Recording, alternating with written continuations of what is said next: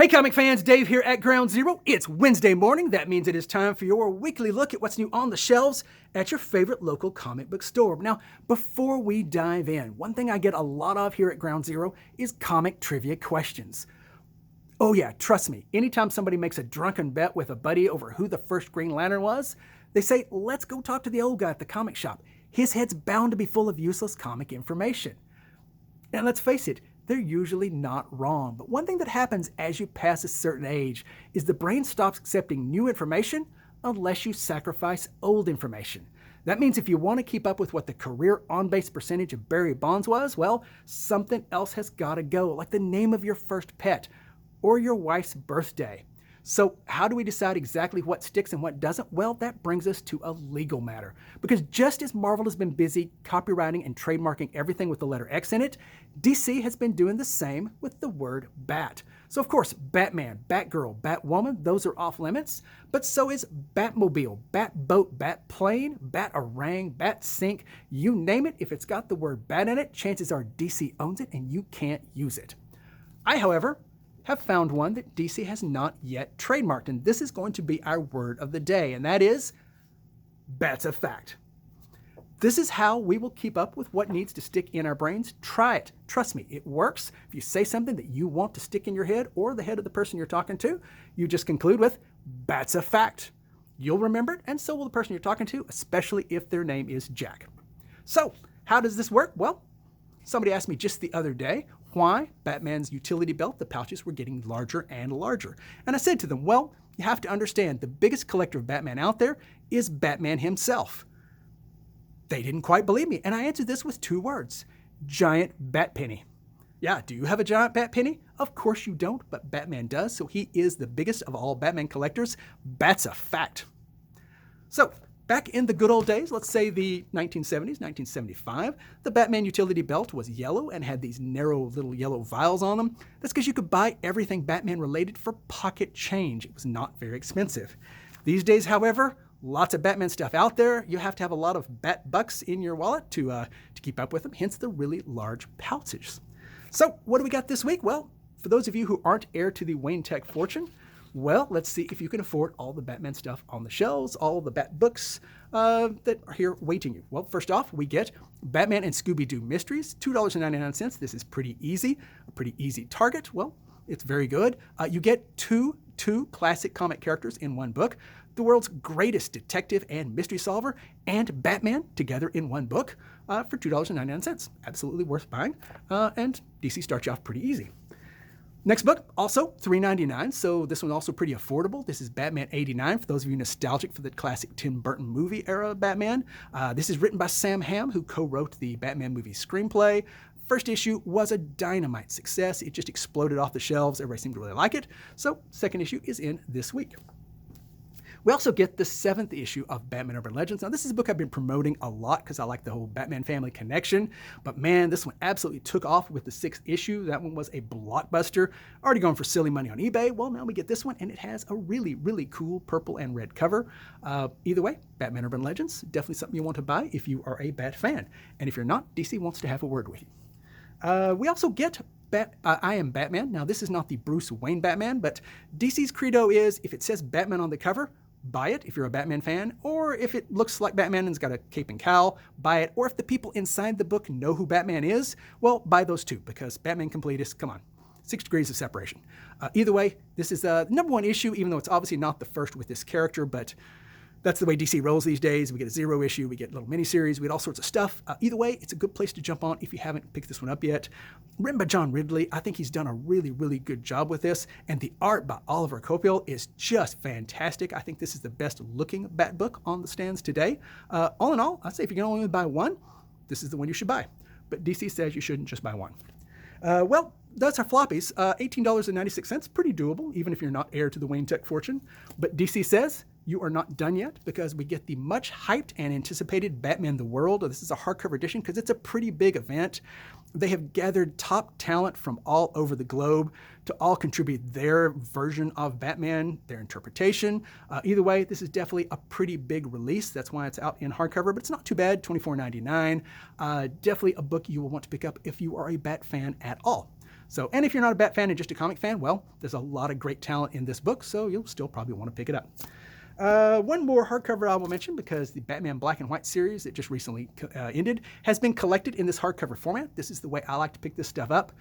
This one, however, is $49.99, so it will set you back more than a few bat ducats. Either way, it's out. Now, that for probably your main releases, at least have the word Batman on the title, $93.94. We have kept it under $100. However, Batman is a sneaky ninja. He shows up in a lot of other books, including Future State Gotham. Now, once again, this is not the Bruce Wayne Batman, but you know DC's credo by now. So either way, you have to buy this one if you are a Batman fan, as you do the couple of Justice League titles that are out. We get both the regular Justice League book and Justice League Last Ride. Batman is in both of these because, let's face it, the Justice League doesn't even want to lace up their boots without Batman's approval, so he's here, so you should be here too. One more book that I will mention. Now, this is kind of an adaptation sequel to Harley Quinn's recent animated series. It's called the Eat, Bang, Kill Tour. Now, this one's not for young'uns. It doesn't have a lot of Batman in the book, although he is on the cover and he is referenced in it. But most fans will want it because it's got a lot of scenes of Harley Quinn and Poison Ivy making out. That'll be the big selling point of this book. Take it or leave it as you wish. Either way, DC says it's got Batman on the cover, so Batman fans, you should be buying this book too. Hard to believe, that's a decent amount of stuff. That brings you up to $110.99. And that's before I even mention things like Batman Fairy Tales and a couple of new nifty trades that are Batman Scooby-Doo related. It never stops if you're a Batman fan. Either way, there we have it. There are other things than Batman, even from DC Comics. We get the 12th and final issue of Rorschach. Now, you all know how much I love this book. We can argue all day about how authentic it is to the Watchmen universe, or if Alan Moore approves. Hint, he doesn't, because he doesn't really approve of anything. Either way, it's a great story. Tom King is a terrific writer. I like his stuff. It's out and it's finished here. So if you've been reading it all along, well, you're done now. If you haven't, wait for the trade and definitely pick this one up. One more DC book I will mention, because it's a #1 issue, Titans United. Haven't read this, haven't even really looked at it, because I was too busy adding up the prices of all those Batman books. But it's out, and DC says you should buy that too. There is apparently more to life than Batman. That's a fact. Moving over to Marvel, we all know how much I like the Fantastic Four, but now here's what's an amazing fact for you. The Fantastic Four is older than I am. That's a fact. I know, because Johnny Storm looks better than I do, but he is actually older. The 60th issue, or the 60th celebration, it's been 60 years for Fantastic Four, so we get a big, giant issue celebrating their 60th year, $10, $9.99. Got a snazzy cover, it's thick, it's extra size. If you're a Fantastic Four fan, as you all know I am, you'll want to pick this book up. If you just like comics history and comic-related stuff, you'll want to buy this book. Marvel also needs your money, because I'm sure Disney's hurting these days for one reason or another. A couple more books. Another Fantastic Four book by my new favorite author, Mark Russell. This is a Fantastic Four life story. We're up to the 90s. Folks, this cover alone is absolutely worth having. Silver Surfer, Fantastic Four Baxter Building, right in the middle of a giant silhouette of a city with the specter of Galactus. I love this cover. If they'll make it as a big giant art print, I will buy it and hang it on my wall. I'll have to displace some of my other comic book posters, but either way, it's in. It looks spectacular, and you'll want to pick it up. Two more Marvel books I will mention. One is Kang the Conqueror. The second issue of that is in this week. Everybody loves Kang right now. The Kang goodness just continues with this one. The first issue just absolutely exploded off the stands. We sold through them really, really fast. Second issue is in this week. So for those of you who can't get enough Kang, well, here you are. One final book from Marvel I'll mention, that is Extreme Carnage Agony. And I don't know what to say about this. Folks, if you really want to read a comic about a character named Agony, here it is. There you go. Marvel has answered your prayers. Moving over to indie books.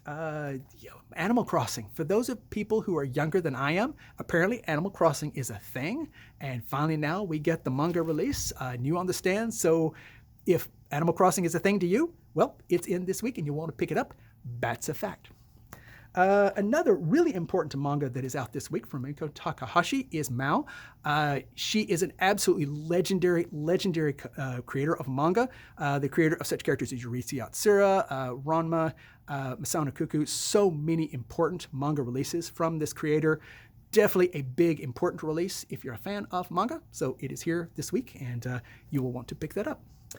I read this last night, Primordial, from Jeff Lemire and Andrew Sorrentini. That is just a fantastic, fantastic lineup of talent. A very creepy book, postulating what would happen. You know, back in the 50s, we sent various animals up into space before we sent humans, and some of them did not return alive. This says maybe they did, but actually had been abducted by aliens and changed in some fashion or another. It is a really creepy book. Definitely worth picking up if you're looking for something away from the mainstream. And plus, Jeff Lemire is just one of our favorite creators. He's always worth giving a look.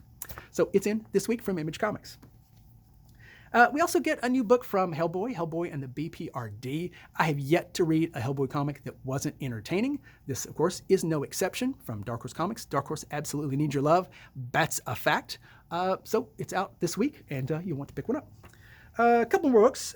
One, Godzilla Rivals. Now, this is Godzilla and Mothra. Who doesn't love Mothra? I mean, we get the giant nuclear thunder lizard and the garishly brightly colored giant humongous moth. Only the Japanese could come up with this, but Americans love it too. If you're a fan, you definitely want to pick this up. I am, because I mean, it's Mothra. Two more books, both #3 issues for series that have already come out. One is Bermuda from IDW, and the other is Frank Cho's Fight Girls from AWA. Now this one, the art is still really, really good, but he has definitely upped the ante. It's pretty gory in spots, so be forewarned if you're not into that kind of thing, although most of you seem to be.